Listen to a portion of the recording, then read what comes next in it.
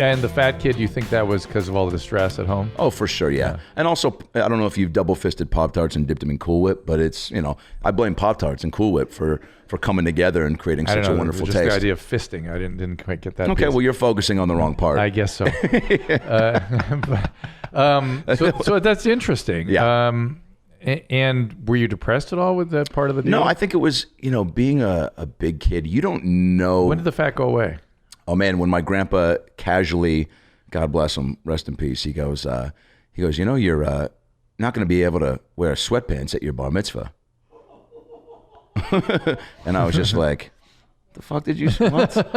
What? And for A, don't tell me how to live my life. B, yeah, I mean, I guess you're right. But so I needed to, get into a suit. And, him and my mom just didn't ever want to, bust my balls for having a weight problem. This was your mom's dad? Yeah.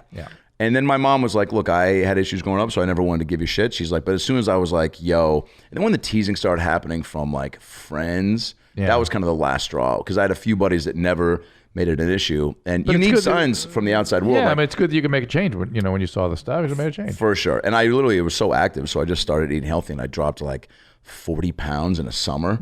I mean, and boy, when a fat kid goes on a diet in the 6th grade, everyone notices. Oh, it spreads like wildfire. Yeah. Like the parents also can't hold back. I remember at the 6th grade party, they had all the snacks. Everyone's got crazy metabolism. I was not blessed with that, so I've known for, coming in and just crazy lunches and just, being a big kid. And so at the 6th grade party, there were all sorts of pizzas and chips and donuts and everything. And I remember walking in, there were a lot of parent chaperones. And I walked into the area where all the snacks were, everyone's outside. And I walk in and I start looking and I go over and grab a piece of celery. And one of the moms, and I won't say her name, Patty Greenland, but she looked at me, I remember, and was just like, she goes, celery? And I was like, yeah. And she goes, the pizza's right there. I mean, what? Like just basically being like, hey, fatty, you're picking up the wrong snack. And I was like, she's like, what? Why? She's like, why aren't you getting pizza? Oh, it's a little more like, hey, Viking addict, here's the heroin. What's the matter with you? Exactly. So I was like, oh, I'm on a diet. And I felt the need to tell her. And then she goes, really? And I was like, yeah. And all the parents kind of like made some little like comments. And I was like, God damn, like that is... And it just kind of fueled the fire to like lose even more weight. Were you athletic at all? Oh yeah. And that's what I would say. I was quick fat. So like in basketball, I thought I was going to go pro because I was just as fast as all the skinny kids. I just smelled like, macaroni and cheese when I sweat. My coach was like, you're the most delicious defender of all time.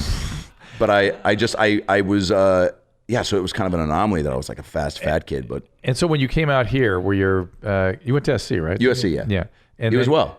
It's a medical school at SC, and then you did acting school at SC, graduated. That's when I went to Universal. It was like, was your dad pissed at that point? Is he like? No, that's when we reconnected actually, because he just went. I mean, we could do a 4-part series on the family side, but just he, ended up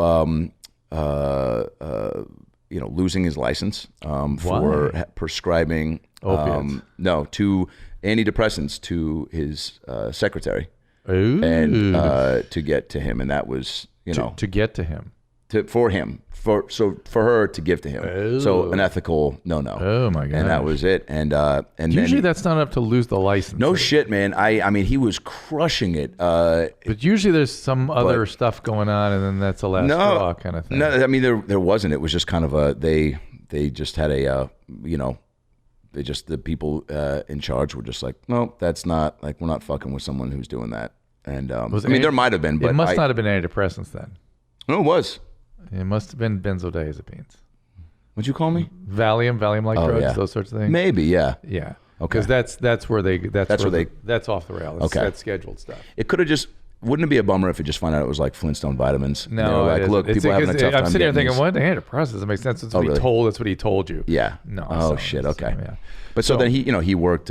We reconnected because he was working, at all these clinics around the country. And now he's back. He's got his license. Now he's back and he's got his license back.